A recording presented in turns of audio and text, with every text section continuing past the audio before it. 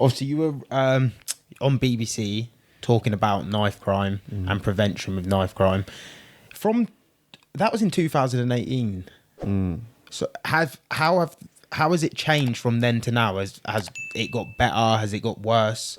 Knife crime. Yeah. I think during COVID there was a different focus. Like 2 years ago now, 3 years ago, knife crime has always been there. You know, from when I'm 35 now, so from when I was before the beginning of time, people Even was, 90s, you know what I yeah, mean? it's Like going, yeah. we're talking way back. Stephen Lawrence, when was that? That was like 28 years ago now, something Yeah. like that. So knife crime's always been there. It's been amplified because of social media. Then it was like a buzzword for 5 years or so, where it was like, oh, there's so much knife crime. So I don't think it's got necessarily better. It's just gone out of the lot. We don't hear as much anymore. Like the new focus for the media and the BBC was COVID.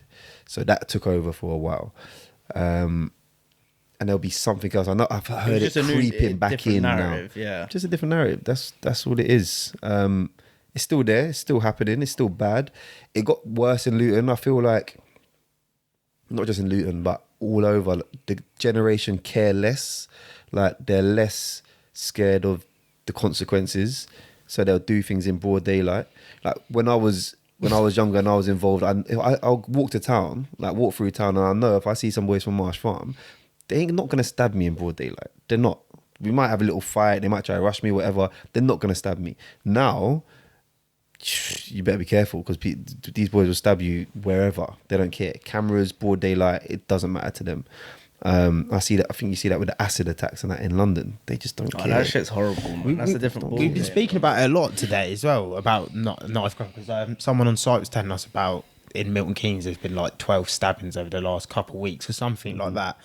Do you think it is to do with generally just the punishments? Like if people got bigger sentences for carrying a tool or carrying a knife, do you think it would come down? Because when you look at them Middle Eastern countries, it's like, I know some of their laws are a bit messed up or whatever to us, but there's generally just less crime because people are scared of the consequences of doing bad things. Nah. I think it's been, there's been research to prove that punishments are not a deterrent for your actions. So when someone's in the moment, they're not really thinking about, because you still get plenty of years in prison. I know prison's a little bit of a playground for some people, but I don't think harsher punishments would work. Nah, you got to do it before someone's even thinking like that.